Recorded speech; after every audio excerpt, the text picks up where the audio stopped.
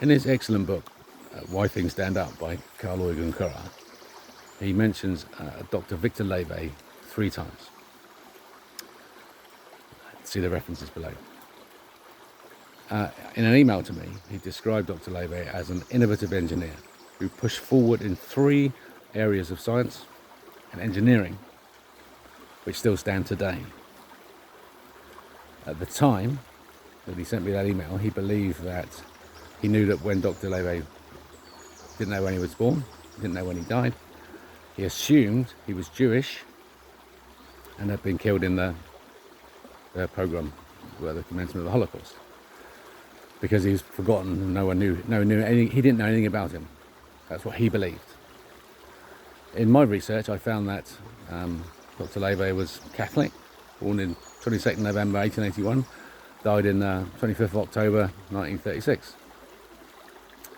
in Berlin. And in 1906, he graduated under Alexander von Brill with a PhD, which Carl Eugen Currer didn't believe was connected to his next piece of work, his engineering PhD. But it is. It's about sudden fixations in a rigid body. So it's Euler, looking at Euler's rigid body axis theorem, and the interim axis theorem as well. In 1915, after he leaves physics, he gets his doctorate in physics and he leaves physics and takes up a job as a consulting engineer. He does some work for Junkers, building the first monoplanes with the corrugated wings, because Lewe's strength of materials. So he's discovered that in sudden fixations of a rigid body, you can alter the dynamics of a material to make it stronger. So steel plate can be cast into corrugations, for example. Changing its shape changes its qualities and its strengths. So that's Lewe's science work brought into engineering. In 1915, in his 30s, he graduates as a doctor. He gets his second doctorate in engineering. So he becomes Doctor Victor Lewe, Dr. Ing, Dr. S.C. Nat, and then Professor Dr. Victor Lewe.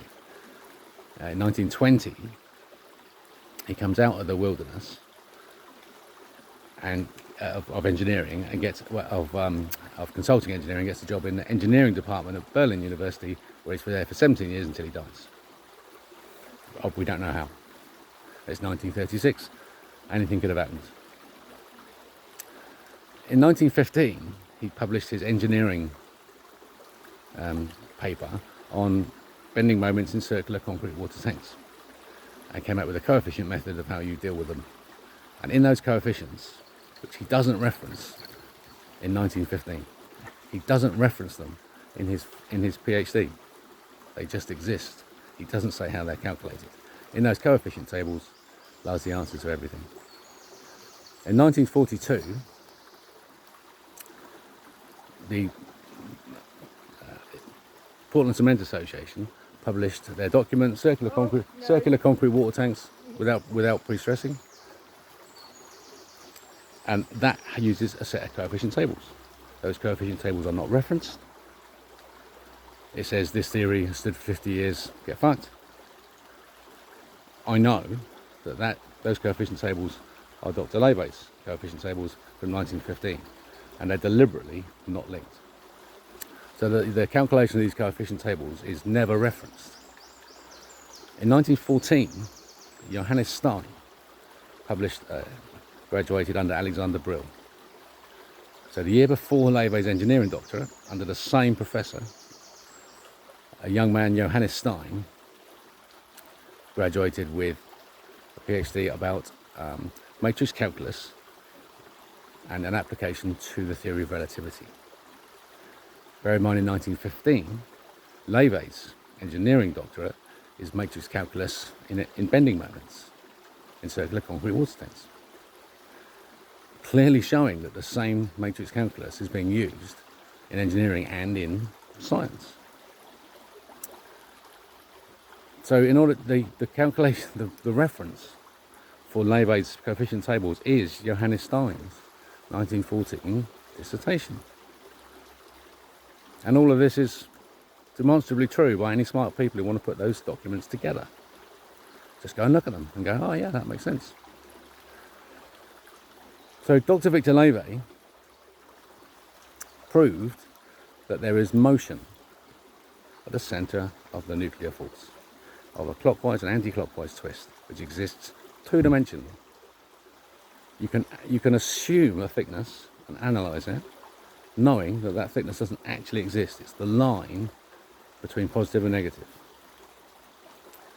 That line is, you can't see it. You can only see the gap between black and white. There's white on the top, black on the bottom. There's a line. What does that line look like? You try and zoom in on it, you'll only ever see black and white. Above it, you can't see the line. If you look below it, look above it, there is no line, is there? It's only a transition moment. But what Lewe's done is, by using matrix calculus, is you assume that has a thickness, analyse the action, and then put it back together again. And what you've got is a two-dimensional force, pure two-dimensional force. It's a rotating yin-yang. And it lies at the centre of the atoms, and that force lies at the centre of the flower of life, creating that a surface of reality on which we exist. It's describable by Dr. Victor Lewe and was proved in 1915.